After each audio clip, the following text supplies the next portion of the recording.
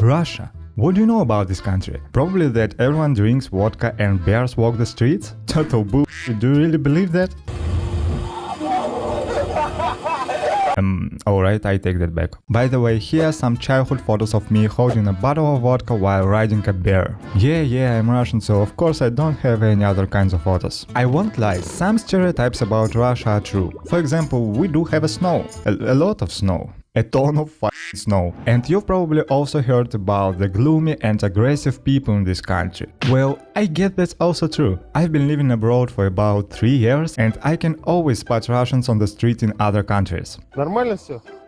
My friends even call it my superpower, but honestly it's not that hard. If you see someone with this face, now you know where they're from. But of course, not all Russians like that. The people of my age are usually fun and open-minded. They are into all sorts of things and don't feel embarrassed about it, even anime culture. But it wasn't always this way. By the way, Christmas is just around the corner. Check out my Christmas tree. 1000 likes on this video and I put my ass on this. So, I've been into anime for almost 10 years now, and when I first got into these magical worlds,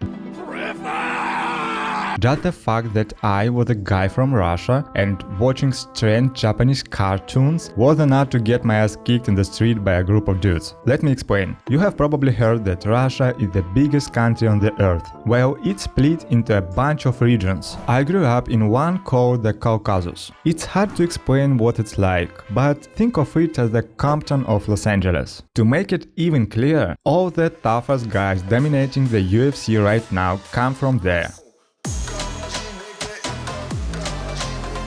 And my hometown is no exception. 90% of guys in my city were into wrestling or judo. And you couldn't exactly explain to someone like that I had long hair just because I liked some character from anime or pierced my nipples because I love hentai. Just kidding, I didn't have long hair back then. Luckily, I got into anime at somewhat mature age. By then, I'd already moved to a bigger city, St. Petersburg, where you could at least rock dyed hair for a couple of weeks before someone kicked your ass. But I had a classmate who was into anime even as a kid. He pierced his ear at 14 and loved dyeing his hair red. Somehow he managed to find other anime fans in our city and they meet in the city center to talk about otaku stuff. I warned him so many times to remember what city he lived in and told them to meet somewhere other than the Central Park. I have no idea what they were thinking because they gathered by a statue in the square right in the middle of the city, like a herd of sheep in a field surrounded by wolves. And of course, my predictions came true. One evening, a group of not so nice guys confront them and beat them up to dressing weird or dyeing their hair. Yes, being an anime fan in Russia back then wasn't something to envy. But by the time I finished school around 2060 or 2070, anime started becoming insanely popular in Russia. Fun fact, Russia now has one of the largest anime communities in the world. The number of ratings for some popular anime on Russian websites sometimes matches those on international ones, even though the population here is only 150 million. And now I sometimes talk to those same classmates, wrestlers from my hometown, who used to hate anime. And you know what? Now they're obsessed with Naruto, Jujutsu Kaisen or Attack on Titan. But of course, even today, if you walk around Russia in cosplay or as a guy with dyed hair, you will still get some weird looks. But the chances of getting your ass kicked are much lower than 5 years ago.